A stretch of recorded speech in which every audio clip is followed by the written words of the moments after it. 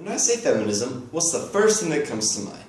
For some, it might be Susan B. Anthony, while others, it's a woman who is refusing to shave her armpits. Whatever the case, Merriam-Webster defines feminism as the belief that men and women should have equal rights and opportunities. While this sounds like a good cause of support, today it has begun to veer away from equality. I will show you how this is beginning to happen because I have done countless hours of research from such credible sources as Who Stole Feminism by Dr. Christina Summers and Caroline New's article on what oppression really is and who oppresses. College is a time of self-exploration. This is our first real time with independence and a time for us to discover our own ideologies and our own belief system. We should be questioning ideals in order to get the most information, in order to form the best well-rounded opinions. One of those ideals is feminism. Feminism has lost sight of its original intention. It was supposed to be women being equal with men. However, today it has created a culture of misandry by lowering the standards that they're trying to achieve by putting men down. There are three waves of feminism defined as follows by Martha Rampton, who is a professor of history at the Pacific University College of Oregon. The first wave of feminism began in the 19th and 20th centuries. It was generally associated with the women's temperance and abolitionist movement. It mostly consisted of middle-class white women, and they focused on the right to vote and the right to have activities to participate in politics, which was a good thing that women needed at the time. The second wave of feminism began in the 1960s and ended around the 1990s, which was around the same time as the anti-war and civil rights era. Women in the second wave were much more radical than those in the first wave. They focused on things such as the sexual and reproductive rights, as well as getting the Equal Rights Amendment passed. They also looked at the psychoanalytical theory which critiqued oppression alongside of patriarchy, capitalism, and the women's role as a wife and a mother, which again, these things were critical for women at that time in society. The third wave of feminism began in the 1990s and it differed from the first two. It did away with universal womanhood, which the first two waves extremely stressed, and it looked more at empowering the individual, which is why there is no clear united goal for the third wave.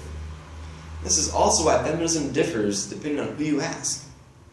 Some experts believe that equality has already been achieved.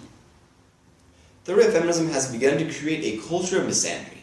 And misandry is defined as the hatred or dislike of men or boys. According to Doris Lessing, who is a prominent feminist and author, she told The Guardian about something that she observed in a second grade classroom. The teacher was giving a lesson on wars, and the teacher said that all wars begin because of the nature of men. Ever since the time of cavemen, we have been taught that men are stupid, violent creatures that need a woman in their life to keep things together. Paul Nathanson and Catherine Book wrote a book called Spreading Misandry. They state that misandry is so hardwired in our pop culture that people don't even notice that it's there, especially the men who it's targeting. Nathanson, who has a PhD in religious studies and history, states that women are often portrayed as the victims, which leave the men to be the victimizers. And oftentimes in the media, TV, and comics, men are depicted as stupid. A great example of this is The Simpsons. Homer is an idiotic alcoholic who works 9 to 5 and then either goes home and drinks and causes problems, or he goes off to the bar with his buddies. Meanwhile, his wife Marge stays at home and makes sure that everybody's life stays together. And the same concepts are shown in their children. Bart is a troublemaker who doesn't really care about his grades or about his future, whereas his sister Lisa is the polar opposite. She's a goody two-shoes, even in elementary school. All she really wants to do in life is go to an Ivy League college. People often identify with how their gender is portrayed. Recently in the media, there were 2 separate domestic abuse cases. One involved Hope Solo, who was the goalkeeper for the women's U.S. national soccer team, and the other involved Ray Rice, who was a former running back for the Baltimore Ravens. In Hope Solo's case, the media and society were praising her for when she physically stood up to her 17-year-old nephew. Her charges were later dropped, and nothing happened to her soccer career. However, in Ray Rice's case, society reprimanded him and called him a monster, and he was banned indefinitely from the NFL, ending his livelihood and his career. Past waves of feminism had clear goals to accomplish. However, today, it's creating more of a misandry society which shows men as privileged and immune to victimization, which is not the case. The misandry caused by feminism has created double standards. On a TV show called What Would You Do?, they ran a social experiment in a park. They had a woman both physically and verbally abuse her significant other, who was a male.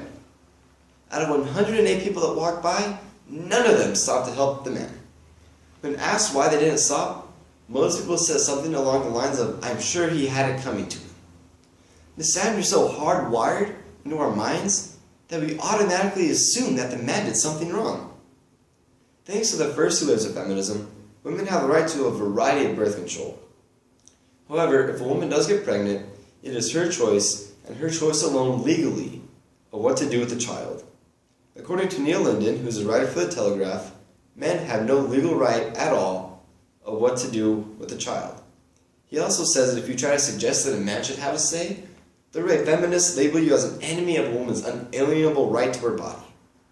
So if women are pushing for more power, are they not making men oppressed?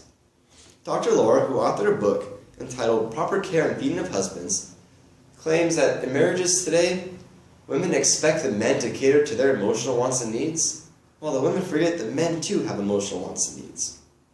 She also claims that women want to do away with the patriarchy and the oppression of man, and instead want to start a matriarchy where they have the power.